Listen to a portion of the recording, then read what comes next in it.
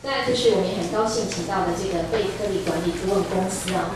那贝克利管理顾问公司呢，它就是我想在里面简介，以后大家在报名的时候已经看到了很清楚的部分啊。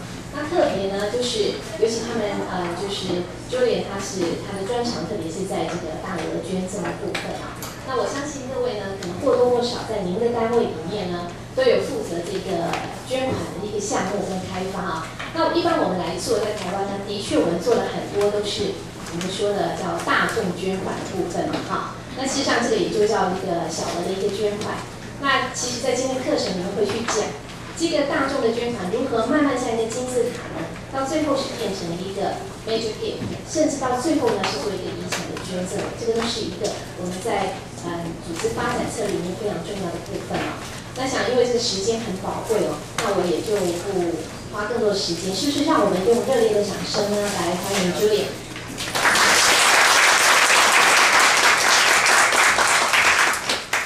大家好。I apologize. My Mandarin is not hard. So we have a service with Leonard here today who will be who speaks Mandarin a lot better than me. I'm sure some of you understand English. You probably understand my English much better than my Mandarin. 大家好，今天非常感谢各位朋友参加来这边来参加我们的活动。抱歉，我的中文不是很好，所以今天要英文发表演说。不过我相信各位很多人听懂英文，不过今天我还要口译员可以帮大家服务。I'd also like to introduce my colleague Diana Zhou. And Diana is from Taiwan originally, but grew up in Canada and has lived in Hong Kong for the last 15 years. So she speaks fluent Mandarin, English and Cantonese, which is very important for her work in Hong Kong. So,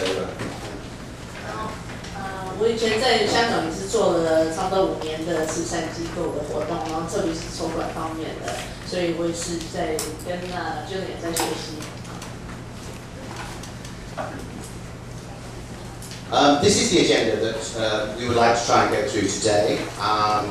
In the morning session will be mainly me speaking, but the afternoon session, you're all going to have to do some work.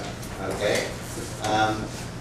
所以这是我们今天的课程，大家可以看到，早上的时候大概就是 Julian 他来发表演说，到下午的时候，希望各位有更多互动跟参与的机会。The morning session, I'll be running through an introduction to major gifts, and then probably up until break. We'll take a break around 10:30, 10:45, and then after the break, we'll be going through a model of how to ask for big gifts.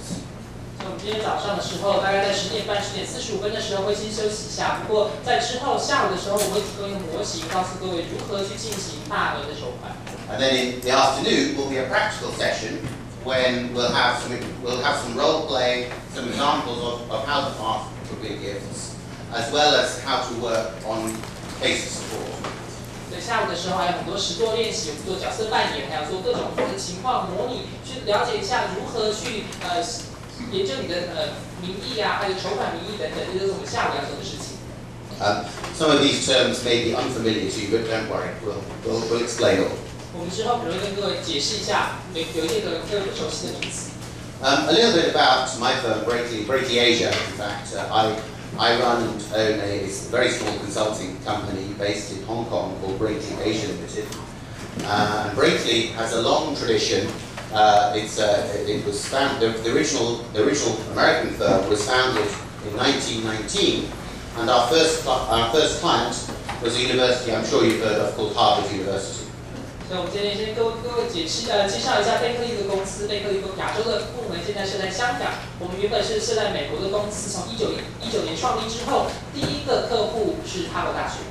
So, and we today would view places like Harvard as being by far the best fundraising organisations in the world. And the reason is not because they're American, it's because they've been doing it for longer. Everybody says, oh, it's a strange American thing. It's not. It's just Americans have been doing it, and the rest of the world has only just started to wake up to what universities and other not-for-profit organisations need to do to be successful.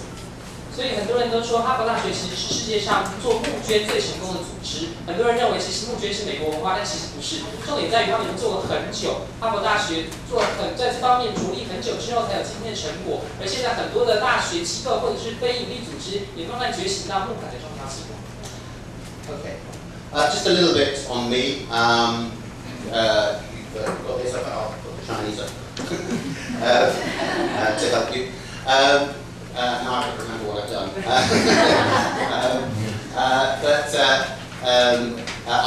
I've essentially been in fundraising for the last 18 years. I started my career at the British Museum in London, where I helped set up the development office.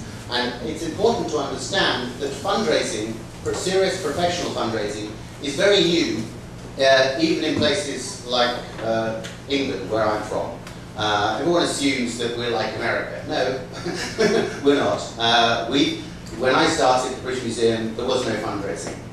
And so this is still very new. When I was a student at Oxford in the 1980s, there was no fundraising there either. So our experience in the UK in the last 15, 20 years is the same experiences I think you're beginning to have here in Taiwan. So don't worry if it all seems a bit new. It's been new to everybody apart from the Americans.